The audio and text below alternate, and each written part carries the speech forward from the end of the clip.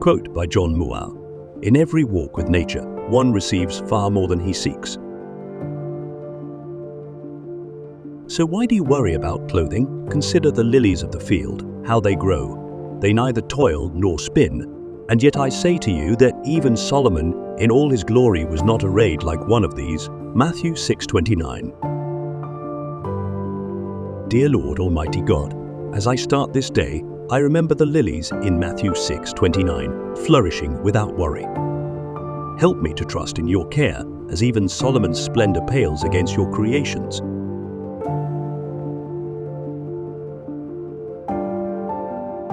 May I find peace and joy in your providence, focusing not on material concerns but on your grace and love.